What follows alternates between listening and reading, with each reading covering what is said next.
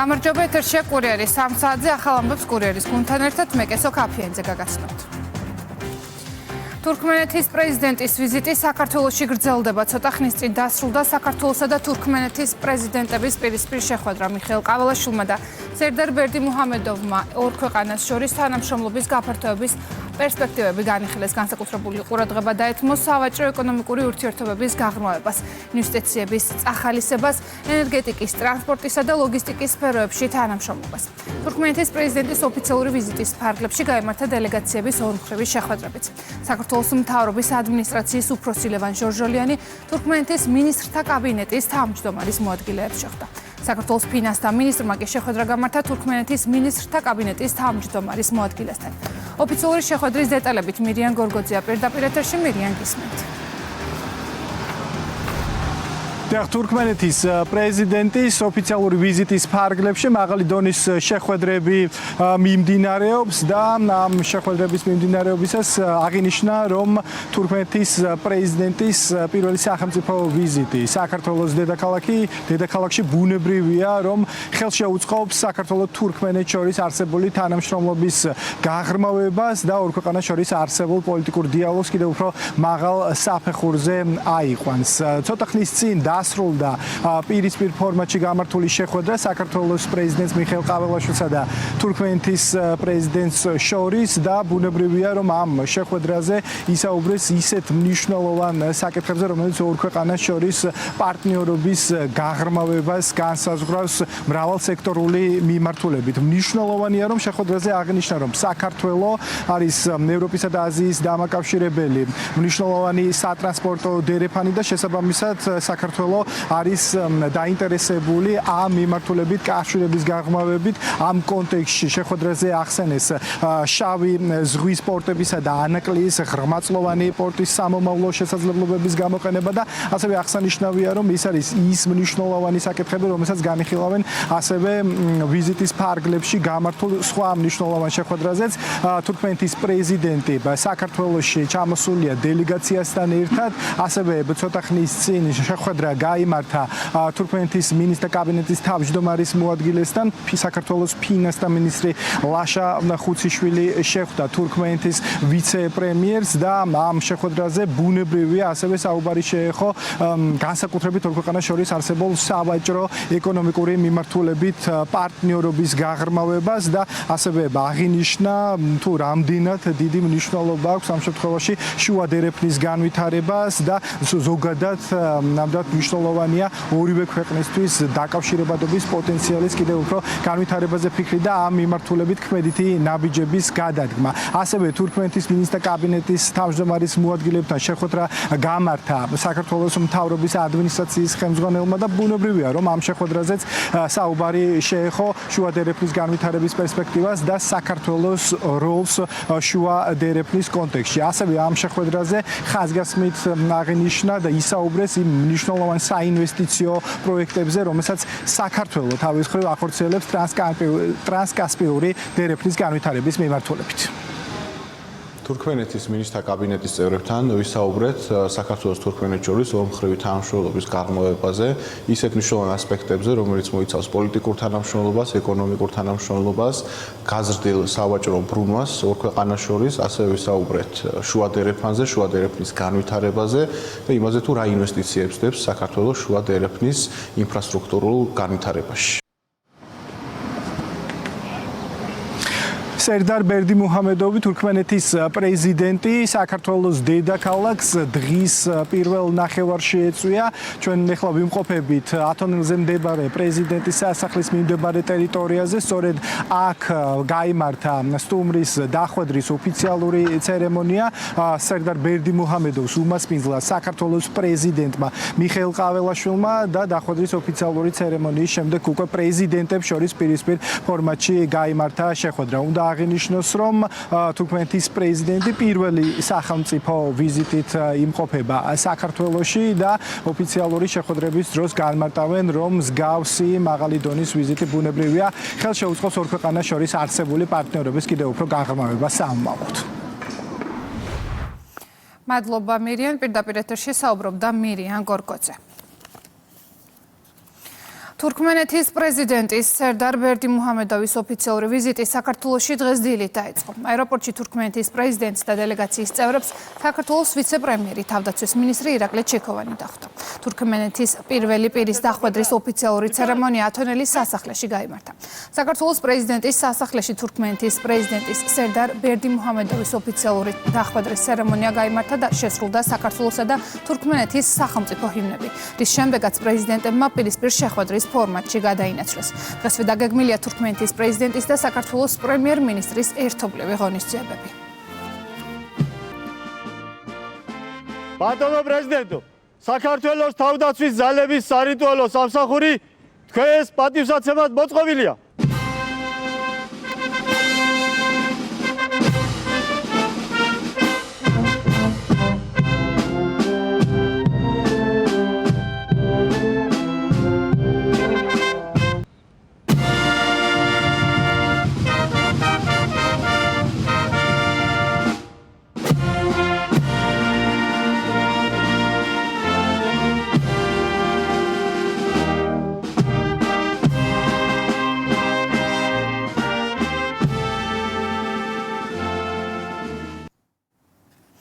$25,000-მდე სატვირთო ავტომობილისთვის გაწეული მომსახურება და მრავალფუნქციური სერვის ცენტრი.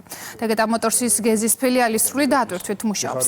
კომპანია მაღალტექნოლოგიური ინფრასტრუქტურა და შესაძლებლობები პრემიერ-მინისტრს, თბილისის მერს, მთავრობისა და ბიზნესის წარმომადგენლებს არუდგინა. Tegeta Motors-ის რეგიონული ჰაბი რეგიონში კომერციული ტრანსპორტის მომსახურების უმსხვილესი ცენტრია, რომლის ჯამური საინვესტიციო მოცულობაც $100 მილიონ მეტია.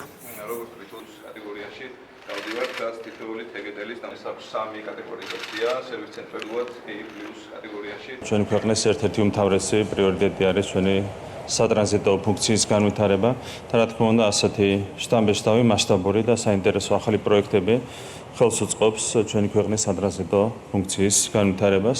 ეს არის ძალიან მასშტაბური პროექტი, დაახლოებით $100 მილიონი ინვესტიცია მასში განხორციელებული და კიდევ ერთხელ ვიტყვი, რომ ასეთი მასშტაბური პროექტი ჩვენს ეკონომიკურ პოტენციალს მნიშვნელოვნად აძლიერებს. ეს არის თბილისის შემოვლით გზაზე შექმნილი უნიკალური პლატფორმა, რომელიც თავის სტანდარტებით სცილდება შიდა სახელმწიფოებრივ ჩარჩოებს. ეს არის პირველი მულტიბრენდული და მრავალფუნქციური სივრცე ამიერკავკასიაში, რომელიც სერვისის სრულ სპექტრს აერთიანებს ერთ ადგილზე, რაც ბუნებრივად ძალიან მნიშვნელოვანია. ეს კომპლექსი ემსახურება თურქეთის, აზერბაიჯანის, ცენტრალური აზიის და ევროპის დამაკავშირებელ ტრანზიტულ ნაკადებს. Ak კომპანია საერთაშორისო გადამზიდავებს თავაზობს ზუსტად ისეთივე უმაღლეს ხარისხის მომსახურებას, როგორცაც ისინი მსოფლიოს წამყვან ინდუსტრიულ ჰაბებში იღებენ. ჩვენ გვახარებს, რომ ბიზნესი დღეს თავად აწესებს განვითარების ახალ უმაღლეს თამაშას და ამ კუთხით Tegeta ჰოლდინგი არის ნამდვილად გამორჩეული. დასაფასებელია ასევე კომპანიის მიდგომა გარემოს დაცვისა და შრომის უსაფრთხოებისადმი. სახიფათო ნარჩენების მართვის თანამედროვე უსაფრთხო სტანდარტები აჩვენებს, რომ ჩვენი ლოგისტიკური დერეფანი არა მხოლოდ სწრაფი და ეფექტური, არამედ ცივილიზებული და მდგრადიც არის. სახელმწიფოსთვის გავსი ინიციატივების ხარდაჭერა არის, რა თქმა უნდა, პრიორიტეტი, რადგან მდგრადი სატრანზიტო დერეფანი წარმოუდგენელია განვითარებული თანამედროვე სერვისების გარეშე. რაც ამ 31 წლიანი ისტორიის მანძილზე გვამოძრავებდა, იყო რომ ყოველთვის ჩვენი ბიზნესისთვის გვეყურებინა ჩვენი მომხმარებლის თვალით და ყოველთვის გვქონდა ის мотиваცია, რომ ქართველი ნებისმიერი მომხმარებლისთვის ყოფილიყო ხელმისაწვდომი ყველაფერი, რაც მსოფლიოს ნებისმიერ წერტილში იყო უმაღლესი ხარისხის. სწორედ ამისი ნათელი მაგალითია დღეს გეზის ცენტრი, რომელიც წარმოადგენს MAN-ის ავტორიზებულ ერთადერთ A+ სერვის ცენტრს არა მარტო კავკასიის რეგიონში, არამედ მთელ მსოფლიოში. და თითეული თეგეტელის სიამაყისაგანია ის საკითხი, რომ როდესაც ჩვენ გავიარეთ MAN-ის სერტიფიცირება, სადაც მაქსიმალური ხარისხი მხოლოდ A-ია, ჩვენს ცენტრს A+ ხარისხი მიენიჭა და მგონია, რომ ეს თეგეტელების გარდა ასევე თითეული ქართველისთვის არის საამაყო საკითხი, როდესაც მსოფლიო რუქაზე მონიშნულები ვართ როგორც საუკეთესო სერვის ცენტრი. საქართველოს ჩინეთის ორმხრივი ურთიერთობების გაღრმავება და ქვეყნებს შორის სტრატეგიული პარტნიორობის ახალი ეტაპი. თბილისსა და შანხაის შორის პირდაპირ რეგულარული ავიამიმოსვლის დაწყებასთან დაკავშირებით რუსთაველის თეატრში ღონისძიება გაიმართა. საღამოზე სიტყვით გამოვიდა საქართველოს პრემიერ-მინისტრი. მთავრობის მეთაურმა ბოლო წლებში ორ ქვეყანას შორის პარტნიორობის სწრაფი ტემპით განვითარების გამო კმაყოფილება გამოთქვა. თბილისსა და შანხაის შორის ახალი საჰაერო ხიდის პრაქტიკულ და სიმბოლურ როლს ორმხრივ ურთიერთობებში ხაზი გაუსვეს ასევე China Eastern Airlines-ის ვიცე-პრეზიდენტმა და ჩინეთის ელჩმა. ჩვენ დაახლოებით 2 წლის წინ ხელი მოაწერეს სტრატეგიული პარტნიორობის შეთანხმებას, რაც უკვე ჰქონდა ძალიან კონკრეტული ხელშესახების შედეგები ჩვენი ქვეყნებისთვის. და სულ ცოტა ხნის წინ ხელი მოაწერეთ ყოვლისმომცველი სტრატეგიული პარტნიორობის შეთანხმებას ჩვენ ორ ქვეყანას შორის. ჩვენთვის ჩინეთთან პარტნიორობას, მეგობრობას, ურთიერთობას აქვს განსაკუთრებული მნიშვნელობა. ჩინეთი არის მშვიდობიანი სახელმწიფო, ჩინეთი არის თავიდან ბოლომდე ორიენტირებული მის განვითარებაზე, მოდერნიზაციაზე, პროგრესზე და ყველა სფეროში ჩინეთი არის უაღრესად წარმატებული, რაც არის ჩინეთის ხელისუფლების, ჩინეთის პრეზიდენტის ბატონი სი ძინპინის ბრძნული პოლიტიკის შედეგი. ჩვენ ყველაფერს ვაკეთებთ იმისათვის, რომ კიდევ უფრო მეტად განვითარდეს ჩვენი ორმხრივი ურთიერთობები ორ ქვეყანას შორის. ჩვენთვის ძალიან მნიშვნელოვანია პოლიტიკური მჭიდრო თანამშრომლობა საქართველოსა და ჩინეთს შორის. გახარული ვართ, რომ ძალიან სწრაფად ვითარდება ეკონომიკური პარტნიორობა ქვეყნებს შორის. განსაკუთრებულ ყურადღებას უთმობთ, რა თქმა უნდა, განათლების კულტურის სფეროში თანამშრომლობას.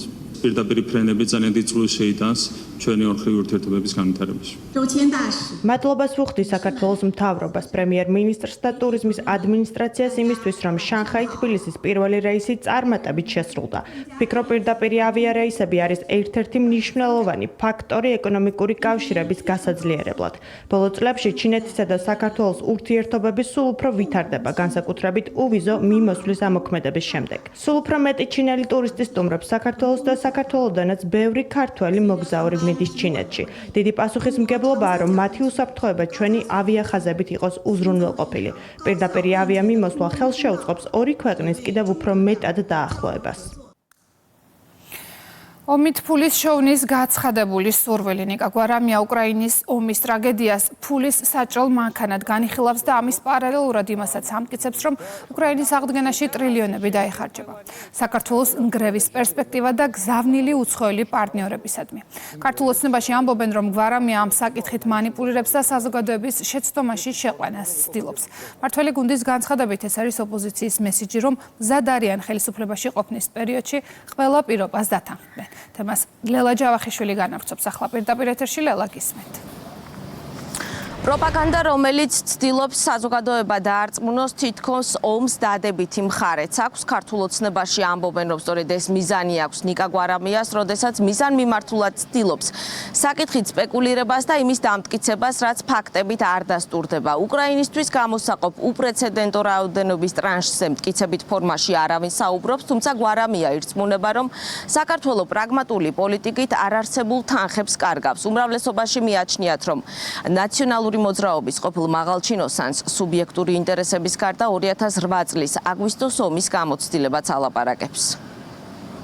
რა ტრილიონებზე არის საუბარი, ცოტა გაუგებარია, ღმერთმა ქნას რომ ეს ომი მალე დასრულდეს და ის ტრანშები რაც იქნება უკრაინის დასახმარებლად, სამწუხაროდ ისეთ ცესხები იქნება, ისევე როგორც 2008 წელს ომის შემდეგ რა ტრანშები წამოვიდა დღემდე ვირთით იმის პროცენტებს, როდესაც იმ ფულის დიდი ნაწილი ნაციონალური მოძრაობის მაღალჩინოსნებმა პირდაპირ ჩაიჯიბეს.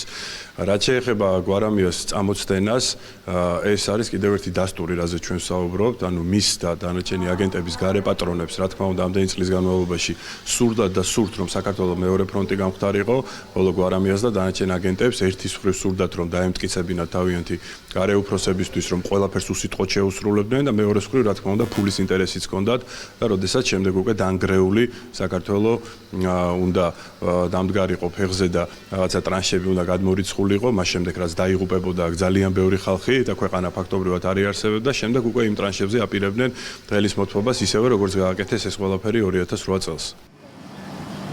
სახელმწიფო გუნდში ამბობენ, რომ ომიდან ფინანსური სარგებლის და ქვეყნის განადგურების სანაცვლოდ კომპენსაციის მიღება ის პოლიტიკური ხელწერაა, რომელსაც ყოფილი მმართველი ძალა არც ოპოზიციაში იცვლის. მათი თქმით, სწორედ ამ მოტივით ახალისებდნენ საქართველოს ომში ჩართვისკენ მიმართულ პროცესებს მათი ოპონენტები უკრაინაში ომის დაწყების დღიდან. ნიკა გვარამიას განცხადება ვერ გაიგეს ვერც ოპოზიციაში, სადაც არ ესმით თეორიულად როგორ შეიძლებოდა ესარგებლა საქართველოს უკრაინისთვის გამოყოფილი ფინანსებით. ეს ქვეყანაში რომ ომი არ არის, ეს არის ძალიან კარგი და არც უნდა იყოს. ეს არის ძალიან დიდი გამარჯვება ამ გლობალურ სივრცეში. რაც შეეხება იმას, რომ ტრილიონები დაიხარჯება ჩვენს მეზობელ ქვეყანაში, ამაში ცუდი არაფერი. ომით მოპოვებული რაიმე სარგებელი ვინმეს თუ უნდა, ეს მისი პრობლემაა. უკრაინისგან რა სარგებელი უნდა ნახოს ვიღაცა. თვითონ გვარამიას უნდა კითხოთ ჩემი ეს რა ფინანსურ სარგებელს ღებულებდა.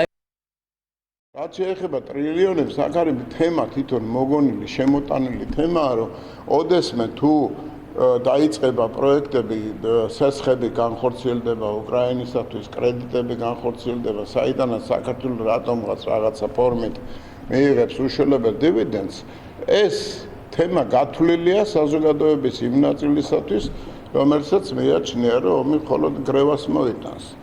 და გვარამიას უნდა დაარწმუნოს საზოგადოება, რომ გრევას შეიძლება მოიტანს, შეიძლება დავინგრეთ, გავნადგურდეთ, მაგრამ ამბობს, რომ სხვებს რასაკვირველია მოყვება დიდი შვება, ვინაიდან თუ კი ისინი იქნებიან ხელისუფლებაში, მიიღებენ უშუალებელ დივიდენდებს. პირდაპირ გადავიდნენ უკვე პროპაგანდაზე და მეაჩნიათ, რომ პატრონები სწორედ ამ პროპაგანდის, სწორედ ამ ფორმულით, სწორედ აი ამ პოლიტიკური გეგმით და სტრატეგიით არჩევენ მათ ხელშეუწყობენ, რათა რევოლუციის გზით მოვიდნენ საქართველოს ხელისუფლებაში. თავად გვარამიას საკუთარ პოლიტიკურ განცხადებაზე, რაზეც უკვე მეორე დღეა შეფასებები კეთდება, განმარტება ამ დრომდე არ გაუკეთებია. მადლობა ლელა, თქვენ უსმენთ ლელა ჯავახიშვილს.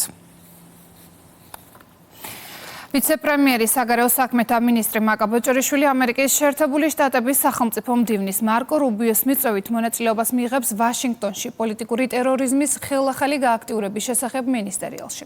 ინფორმაციას საქართველოს საგარეო უწყება ავრცელებს. შეხვედრას ამერიკის შეერთებული შტატების სახელმწიფო მდივანი მარკო რუბიო უმასპინძლებს. სხვადასხვა ქვეყნის წარმომადგენლები ტერორიზმისგან მომდინარე საფრთხეებსა და მათ წინააღმდეგ ერთობლივი მოქმედებებზე ემშელებენ. სახელმწიფო დეპარტამენტი 10 მილიონიანი ჯილდო დააწესა ინფორმაციისთვის, რომელიც ამ ორგანიზაციების ფინანსური ქსელების გამოვლენასა და საქმიანობის აღკვეთას შეუწყობს ხელს. გლობალური გამოწვევებისადმი ეკონომიკური მზაობით საქართველოს მსოფლიოს საუკეთესო 4-ეულშია. გლობალური ადაპტაციის ინიციატივის 2026 წლის ანგარიშის მიხედვით საქართველოს ეკონომიკური მზაობით ევროპაში მეორე ადგილზე დაწინაურდა. კვლევის ფარგლებში გაანალიზდა არსებული ვითარება მსოფლიოს 192 ქვეყანაში.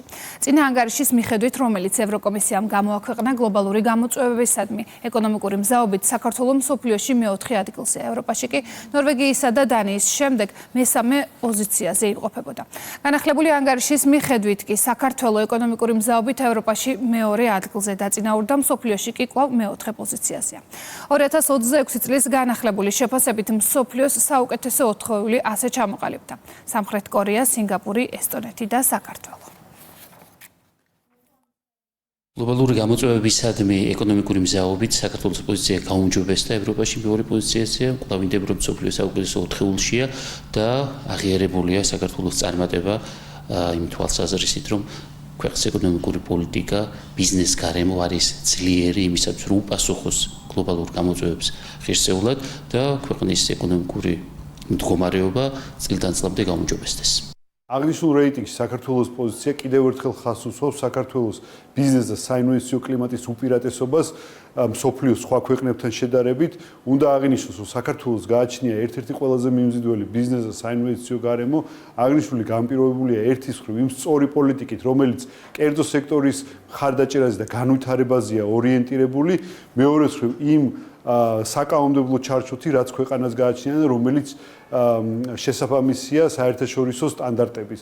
ყოველივე ზემოაღნიშნული უზრუნველყოფს ინვესტორთა დაცულობას, ბიზნეს კლიმატის ადეკვატურობას და სიჯანსაღეს და ზოგადად ინვესტიციების მოზიდვას ქვეყანაში. თელავში სტიქიდან მეხუთე დღესაც სალიკვიდაციო სამუშაოები გრძელდება. ამ ეტაპზე იწმინდება თელავის ხევის კალაპოტი. დაწყებულია სათავე ნაგებობებამდე მისასვლელი გზის გაჭრა, სადაც დამცავი დამბებია მოწყობილი. ერთ-ერთ დამბამდე მისასვლელი გზა კი უკვე სრულად გაიწმინდა, რაც ძლიერი ნალექის შემთხვევაში დატბორვის საფრთხეს მნიშვნელოვნად ამცირებს. შესაბამისი სამსახურების სასმელი წყლის მოწოდებას შეფერხების სრულად აღმოსაფრველად უწყვეტ რეჟიმში მუშაობენ. მძიმე ტექნიკაა მობილიზებული მუნიციპალიტეტის რამდენიმე სოფელშიც.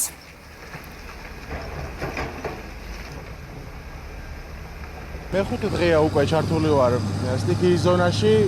ხო, ჩემი უბანი მეტნაკლებად გადარჩა, მაგრამ თავს ვთვლი ვალდებულად რომ მოვიდე ყოველ დღე და მივეშველო ბიჭებს. მასშტაბურად არიან ჩართულები ყველანი, მაგრამ გასაკეთებელი ჯერ კიდევ ბევრია და ვცდილობთ რომ მაქსიმალურად სწრაფად და ესე იგი მოკლე დროში გავაკეთოთ ყველაფერი. ხევიდან ფაქტიურად დასრულებულია ამოღება ნაშალის.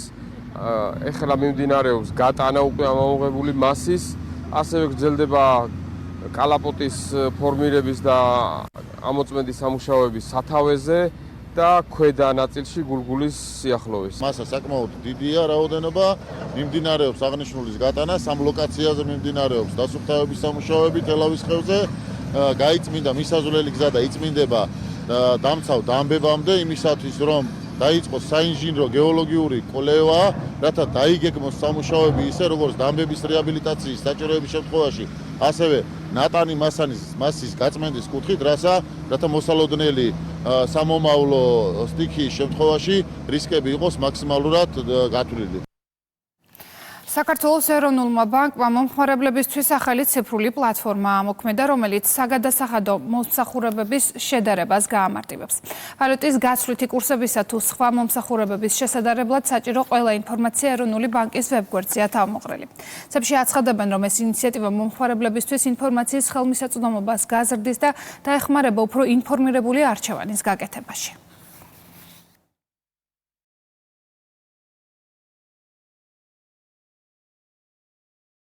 ეროვნულმა ბანკმა კომერციული ბანკებთან ერთად დაახლოებით 1 წელი იმუშავა ამ პროექტზე, საკმაოდ კომპლექსური პროექტი იყო და მის საბოლოო მიზანი არის, რომ მომხმარებელს საშუალება მიუცეთ შეადაროს ერთის მხრივ დეპოზიტების 100% განაკვეთები და მეორე მხრივ ზოგადად საბანკო მომსახურების ტარიფები, როგორც არის გადარიცხვები, როგორც არის გაცვლითი კურსი. ეს ფაქტიურად უმარტივესად შესაძლებელი ექნება მომხმარებელს, რომ დაინახოს სამომხმარებლო ტარიფები, დეპოზიტის პროცენტები, ანუ აი ის საკითხები, რაც რეალურად აწუხებს მოსახლეობას და ზოგჯერ უჭირს ამ ინფორმაციის მიწოდება. შესაბამისად, ესეთი გამჭვირვალობა მოთამაშეებსაც საშუალებას მისცემს, რომ თავის მომხმარებელს ზუსტი ინფორმაცია მიაწოდოს. არსებული ინიციატივა და დეველოპმენტი ძალიან მნიშვნელოვანი არის პირველ რიგში მომხმარებლებისთვის. ასევე მნიშვნელოვანია ბაზრის მოთამაშეებისთვის, გამომდინარე იქიდან, რომ ყველას გვექნება საშუალება, რომ შევადაროთ არსებული ტარიფები და უფრო კონკურენტებულები ვიყოთ. რაც შეეხება მომხმარებლებს, ეს ძალიან კარგი მომენტია, რომ ეროვნული ბანკი, როდესაც ამას თავის თავზე იღებს, რომ გამოაქვეყნოს არსებული ტარიფები და კურსები, გაცილებით უფრო მეტი ნდობა არის, მეტი სიზუსტე იქნება. შინაგან საქმეთა სამინისტროს საექსპერტო კრიმინალისტიკური დეპარტამენტი თბილისსა და რეგიონებში ახალი უპილოტო საფრენი აპარატებით აღიჭირვა. საგანგებო სიტუაციების მართვის სამსახურის სასწავლო ბაზაზე ექსპერტ კრიმინალისტებმა დრონის მართვის გადამზადების კურსი გაიარეს. სწავლება მოიცავდა როგორც თეორიულ, ასევე პრაქტიკულ ნაწილს. შემთხვევის ადგილზე უპილოტო საფრენი აპარატის გამოყენება საშუალებას აძლევს გამოძიებას მტკიცებულებათა მაღალი ხარისხის ვიზუალი მიაწოდოს. მონიშნა და დავალების მის საგანგებო სიტუაციების მართვის სამსახურის სასწავლო ცენტრში ექსპერტ კრიმინალისტებმა გაიარეს სწავლება. აღნიშნული კურსი მოიცავდა როგორც თეორიულ, ისე პრაქტიკულ კომპონენტებს. შემთხვევის ადგილის დათვალიერება უპილოტო საფრენი აპარატებით მოგცემს უფრო მეტად მასშტაბურ და ხარისხიან დათვალიერების შესაძლებლობას. ახლა კი უცხოეთის ამბები ამერიკის შეერთებული შტატების შეერაღებულმა ძალებმა ირანის სამხედრო და ინფრასტრუქტურულ ობიექტებზე იერიშების 2 ახალი სერია განახორციელეს. დაიბომბა პორტები, სამეთაურო პუნქტები და საჰაერო თავდაცვის სისტემები. პარალელურად გრძელდება ირანული პორტების ბლოკადაც ოპერაციების საფასუხოდ თეირანმა იერიშები მიიტანა ბაჰრეინსა და ქუვეითში განლაგებულ ამერიკულ სამხედრო ბაზებზე. ესკალაციის ფონზე საუდის არაბეთმა და იორდანიამ საჰაერო სივრცე ნაწილობრივ დახურეს. წარმატებით მივიწევთ წინ, მაგრამ ირანი ახლა უკმაყოფილოა. საკითხი 47 წლის წინ უნდა გადაწყვეტილიყო, მაშინ ყველაფერი გაცილებით მარტივი იქნებოდა. ირანს სურს შეთანხმების მიღწევა, ვნახოთ მოვახერხებთ თუ არა. ჩვენი რწმენისა და პრინციპების ერთგულებით ქვეყნის ყოველ გოჯს დავიცავთ. ყველაზე მნიშვნელოვანი ქვეყნის შიგნით ერთიანობის შენარჩუნებაა. ნებისმიერი სიტყვა თუ ქმედება, რომელიც საზოგადოებაში დაპირისპირებასა და განხეთქილებას გამოიწვევს, გვასუსტებს. ეს ნიშნავს, რომ ვიდრე ამერიკა ზიანს მოგვაყენებს, შეიძლება თავადვე შევუქმნათ საკუთარ თავს პრობლემები. ამიტომ უნდა მოვერიდოთ ყველაფერს, რაც საზოგადოების გახლეჩასა და უთანხმოებას გამოიწვევს. უკრაინის პარლამენტმა მხარი დაუჭირა კანონპროექტს, რომელიც ქვეყანაში პორნოგრაფიული მასალების წარმოებისა და გავრცელების ლეგალიზებას ითვალისწინებს. საკანონმდებლო ცვლილებები და ზელენსკის მიერ აღნიშნული რეგულაციების მიღება იმ ფონზე ხორციელდება, როდესაც ქვეყანაში საომარი მდგომარეობაა გამოცხადებული და ფრონტის ხაზზე აქტიური საბრძოლო მოქმედებები გრძელდება. ასე ეხმიანება უკრაინელი ჟურნალისტი მიმდინარე პროცესს. დიანა პანჩენკო წერს, რომ ქვეყანაში მიმდინარე ომის პირობებში, როდესაც ფრონტის ხაზზე ჯარისკაცები იღუპებიან, ზელენსკი პორნოგრაფიის შესახებ კანონებს იღებს, უკრაინა კი პორნოინდუსტრიის ახალი დედაქალაქი ხდება. სამდღიანი უშედეგო მოლაპარაკებების შემდეგ ევროკავშირის წევრი ქვეყნების ელჩებმა რუსეთის წინააღმდეგ სანქციების ახალ 21 პაკეტზე შეთანხმებას ვერ მიაღწიეს.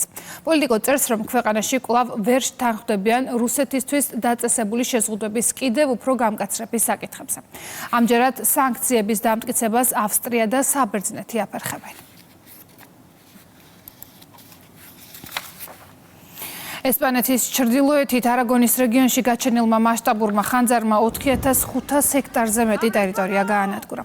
ადგილობრივმა ხელისუფლებამ საგანგებო მდგომარეობა გამოაცხადა. სტიქია საფრთხეს უქმნის დასახლებულ პუნქტებსა და მნიშვნელოვან ინფრასტრუქტურას. ხანძრის გამო გადაკეტილია საავტომობილო გზების ნაწილი, რამდენიმე სოფლიდან კი ასობით მოქალაქის ევაკუაცია უკვე განხორციელდა.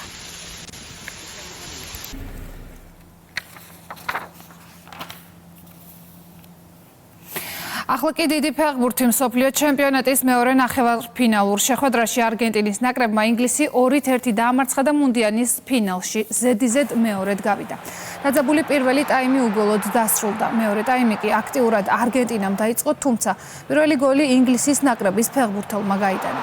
მატჩის 85 წუთზე ლიონელ მესის გადაცემით ანგარიში ენცო ფერნანდესმა გაათანაბრა. 90 პლუს მეორე წუთზე კი კლავ მესის გადაცემით მეორე გოლი ლაუტარო მარტინესმა გაიტანა. მსოფლიო ჩემპიონატის ფინალი არგენტინასა და ესპანეთს შორის 19 ივლისს ნიუ-ჯერსიში მეტლაიფ სტადიონზე შედგება. არგენტინა თავისი მეოთხე ტიტულისთვის იბრძოლებს, ხოლო ესპანეთი მეორესთვის. მანამდე კი 18 ივლისს მესამე ადგილისთვის საფრანგეთი და ინგლისი ითამაშებენ.